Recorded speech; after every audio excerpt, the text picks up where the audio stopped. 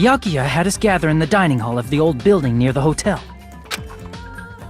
He was extra cautious about a murder occurring that night because of a threatening letter he received.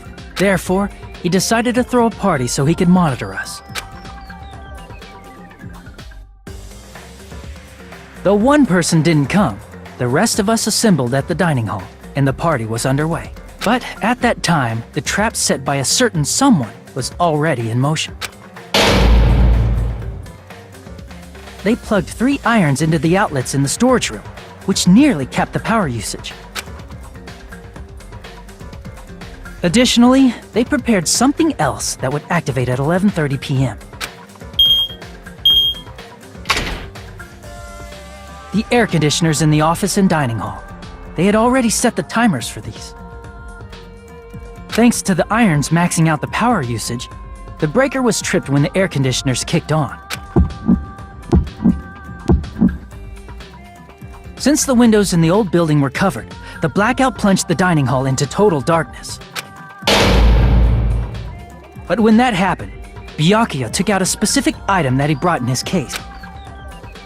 That item was the night vision goggles. Byakuya was so concerned about a murder occurring that he brought a variety of security equipment with him. When he put on his night vision goggles, Byakuya witnessed a certain someone making a suspicious move. He saw Nagito guiding himself with the desk lamp's power cord so he could get under the table. That's right, everything up to that point was all part of Nagito's plan. The murder warning to Byakuya, the source of the blackout, it was all Nagito. While the blackout was happening, someone else, the real killer, began making their move in the kitchen. The killer probably already knew about Nagito's plan, so they knew a blackout was coming. That's why the killer prepared all the items they would need to commit their crime in the dark beforehand. They needed a light source, which was provided by the portable stove. They needed a weapon, too. This had also been hidden in the kitchen beforehand. The long iron skewer used in the churrasco dish. The killer hid that inside that meat with the bone in it. With the weapon and portable stove in hand, the killer stepped out into the hallway. First, they closed the fire door in the hallway so their light source wouldn't peek toward the dining hall. Then, guided by the light, the killer headed toward the storage room and grabbed a specific item. That's right, a tablecloth to block the blood splatter. With this, the killer finished their preparations and snuck under the floorboards through the secret passage. They probably turned off the portable cooking stove at that point, or left it near the entrance of the door. The floor in the dining hall is full of gaps, so there's no way they could have safely held a light source.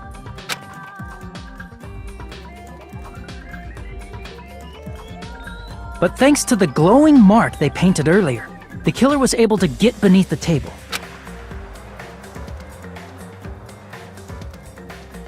Under the table, Byakuya found the knife that had been hidden there. If only he had retreated, he probably wouldn't have gotten killed, but he had to retrieve that knife. And at that moment,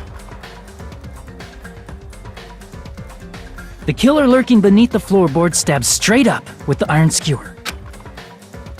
The killer had been waiting in the dark for the moment when the glowing paint began to move.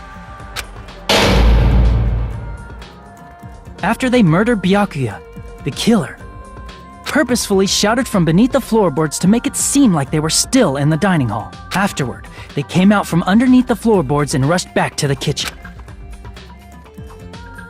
And then, after hiding the murder weapon in the kitchen, they rejoined the group as if nothing had happened. There's only one person who would have been able to commit this crime, especially if that person is someone who'd think of an unexpected way to hide a weapon inside food.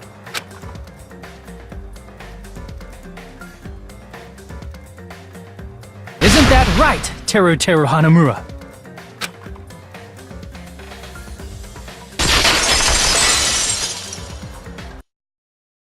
That's what happened. How about it? Did I get anything wrong?